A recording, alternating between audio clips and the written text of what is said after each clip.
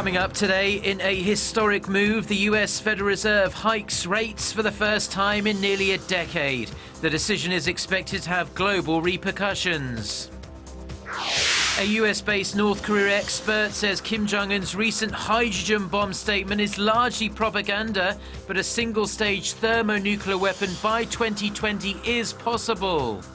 Plus, South Korea's National Assembly Speaker says he will use his authority to force through the issue of redrawing the electoral map if the rival parties don't reach a compromise soon. Stay tuned for these stories and more.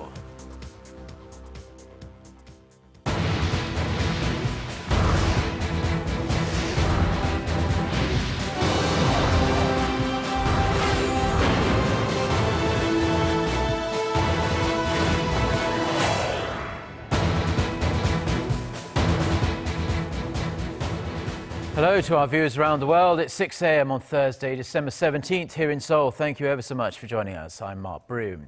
And we start with the news that the US Federal Reserve has increased the key interest rate for the first time since 2006. It's a momentous decision as the rate has been at unprecedented low levels since the global financial crisis. For more, let's connect to our Shin Se-min, who is standing by for us at our news center. Se-min. Yes, Mark, after 7 years of rock-bottom rates, at last there is a liftoff. It was widely expected, but the Federal Reserve announced within the last 2 hours or so that it will increase its benchmark rate by 1/4 of a percentage point. Shortly after the announcement, Fed Chair Janet Yellen gave a press conference laying out the reasons behind the decision. The committee judged that a modest increase in the federal funds rate target is now appropriate, recognizing that even after this increase, monetary policy remains accommodative. And it reflects the committee's confidence that the economy will continue to strengthen. Now, the Federal Open Market Committee judged that the U.S. economy and the labor market is healthy enough to begin the process of normalizing rates, recovering from the worst financial crisis since the Great Depression. Now, the U.S. Central Bank has kept its benchmark rate near zero since December 2008 as a show of effort to stimulate the economy and restore confidence in the financial markets. The U.S. labor market recently added 211,000 jobs in November, and there's confidence that the inflation is starting to climb to the Fed's target rate of 2%. Now, a lot of people had seen this announcement coming, but how is Wall Street reacting to the news? Well, minutes after the announcement, U.S. stocks have jumped with the Dow Jones Industrial Average going up some 250 points, or 60 points, or 0.3%, and the S&P 500 index going up 0.5% higher. And as of a few minutes ago, the Dow was up 255 points, or 1.2% up, and the S&P was up 1.4%. Now, in the coming few hours, we'll see how Korea's stock market and other Asian markets will react too. Yeah, it's certainly going to be interesting to see. Korea's benchmark Kospi went up by almost 2% yesterday in anticipation of this decision. Now, this is going to be a gradual increase, is what Yellen says. How are analysts expecting this to unfold in the coming months and years? Yes, the Fed's policymakers say they expect the short-term rate to stand at 1.38%, or rather 1.5% by the end of 2016. Now, they forecast that number to increase to 2.5% by the end of 2017 and will not get close to normal levels of around 3.5% until 2018. Now, that comes on the back of expectations that the economy will improve, growing 2.4% next year, with the unemployment rate falling to the 4% range. Mark? Well, thank you very much, Se-min, for that report. And of course, we'll be bringing you the updates on how the Korean financial market reacts to that news out of the Federal Reserve today, that interest rates have gone up to 0.25% from today. Okay, in other news. Economic news, though. Private think tanks might not be so sure, but the Korean government thinks the economy will grow more than 3% next year. That said, the government recognizes that economic uncertainties and weaker than expected growth in global trade could hurt the nation's industrial production, consumption and investment. Hwang Jie has this report. Korea expects its economy to expand 3.1% in 2016. That's a trim from an earlier forecast of 3.3%, but still higher than the mid-2% range that a majority of private financial institutions have put forward. It says it will also evaluate the country's economic expansion based on current prices, offering not only real GDP growth but nominal growth figures as well, a move reflecting the government's drive to keep better tabs on deflationary concerns. The nominal growth rate has to remain at appropriate levels so that corporate sales and household income can rise. That will in turn raise government tax revenue. With the Bank of Korea, we will do our best to reach the 3% range of real GDP growth and nominal growth around the 5% range. To reach that target, the economy management plan for next year puts emphasis on easing regulations to boost investment and come up with new growth engines. The government plans to designate regulation-free areas in 14 different regions across the country, with the goal of fostering industries like biohealth, eco-friendly vehicles, and cosmetics. This project follows the state-driven program this year to build 17 creative economy innovation centers around the nation.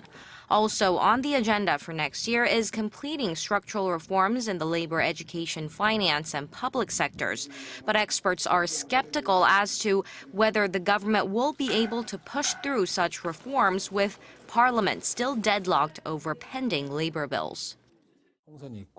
Korea has general elections next year and the presidential election the year after. With political events like these, the government will face major opposition in completing the reforms, and they may lose steam. Another challenge Seoul will take on is diffusing threats posed by snowballing household debt and corporate debt in the face of a possible rate hike by the U.S. Federal Reserve. The move will allow troubled firms to begin corporate workout programs before their deteriorating financial health becomes irreparable. Through these structural changes, the government aims to realize growth that can be felt by the public, as much of the focus this year was on regaining the country's economic vitality. Hwang Jie, Arirang News. Now, with general elections just 4 months away, Korea's National Assembly Speaker has vowed to use his authority to ensure a plan to redraw electoral districts is ready before the end of the year. The rival parties have been unable to reach a compromise on the matter despite weeks of talks. Ji Myung-gil has the details. National Assembly Speaker Chung Yu-ah showed his determination on Wednesday to wield his authority, forcing the direct referral of a bill to resolve the current gridlock over readjusting electoral boundaries. It's a serious matter that rival parties have failed to reach a conclusion over the redrawing of constituency boundaries. Before or right after December 31st, I will have to take action as the electoral matter will be regarded as a state of legislative emergency. Chung said the current situation could harm next year's general election because the current district system will be invalid from January 1st. This will be an unprecedented scenario in the lead-up to April's general election. If the parliament does not approve a new electoral map by the end of December, candidates would technically be campaigning in constituencies that may be scrapped or rendered invalid next year.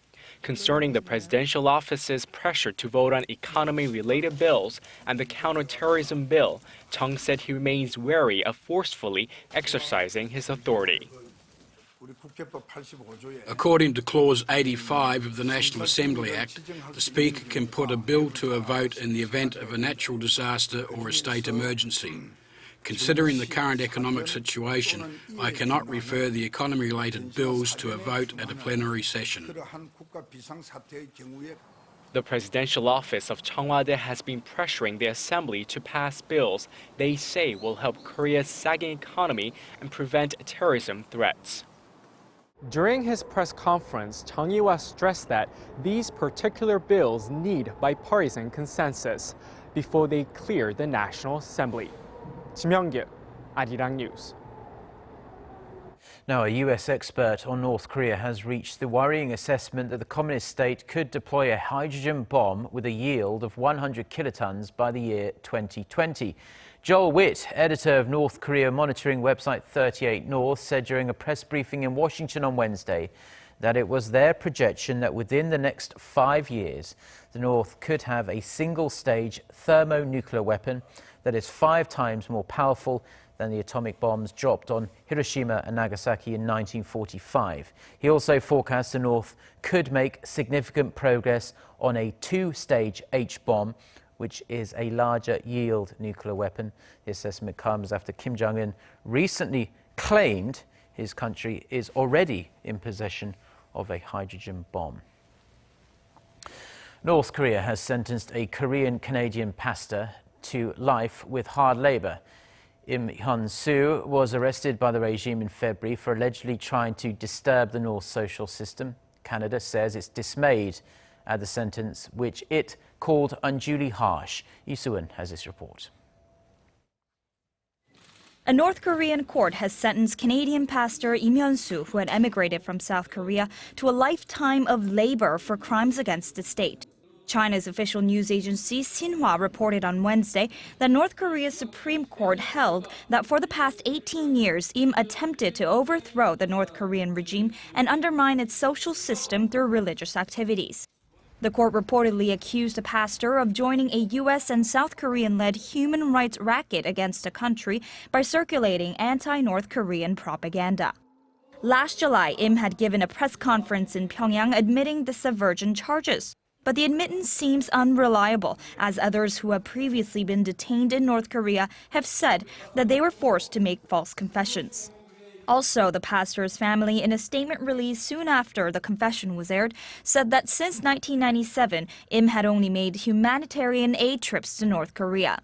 Head of one of Canada's largest churches, Im was held by the North in February when undertaking one of his more than 100 aid trips to the communist state. Lee Soo-eun, Arirang News. Now, the director of the FBI has been speaking about the terror threats facing the United States in the wake of the recent mass shooting in Southern California. Speaking at a press conference in New York City on Wednesday, James Comey said there remains no evidence the couple who massacred 14 people in San Bernardino earlier this month were part of an organized cell or had any contact with overseas militant groups. He said Saeed Rizwan Farouk and Tashfeen Malik expressed support for jihad and martyrdom in private communications, but never did so on social media. There had been some speculation they had done that. The FBI chief also said the Islamic State group's use of social media to incite people to commit terror attacks was proving a new challenge for US authorities. Forbes magazine has ranked South Korea as the 33rd best place to do business in the world. The US-based magazine released the list of the best countries for business 2015 on Wednesday. It ranked Denmark #1 for the second straight year for its transparent and stable business climate that encourages entrepreneurship. European countries represented 2/3 of the top 25, with New Zealand, Norway, Ireland and Sweden rounding out the top 5. The United States fell down the ranks, but the world's other biggest economies improved their overall standings.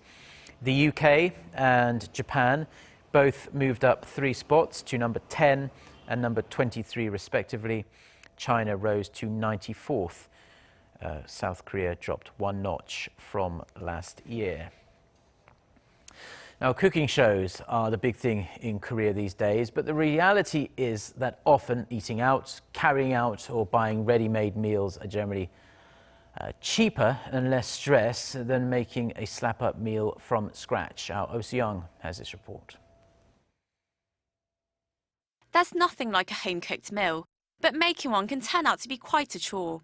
These days, more and more Koreans are choosing to dine out instead of getting out their pots and pans. I live alone, so eating out saves time and is simpler and cheaper than buying and preparing all the ingredients. I eat out almost every day because there's much more variety. I regularly order food too. I go to restaurants about 4 to 5 times a week. It's more convenient than cooking. Plus, I have a lot of social gatherings, so I eat out more often than not. A report from the Agriculture Ministry shows that the average Korean household spends roughly $425 on food each month. About a third of their monthly food bills is spent on eating out at restaurants. Combined with the amount spent on food delivery or eating on the go, that's 42% of the bill. For single-person households, the amount rose to 55.1%. Also, consumers are increasingly purchasing pre-cooked meals, ranging from traditional Korean dishes such as spicy tofu stew to simpler Western-style foods. The ministry's report shows that the number of those who bought ready-to-eat meals has risen steadily in the past 3 years, and it's a trend that's likely to continue. For those who live and eat alone, instances of dining out or taking out food as well as buying ready meals is continuously increasing. There are currently 5 million single households in the country, or about 20% of the entire population, and this number has been growing every year. With Korean households putting away their aprons and picking up a menu, analysts predict that simpler dining options will continue to expand. Oh Soo-young, Arirang News.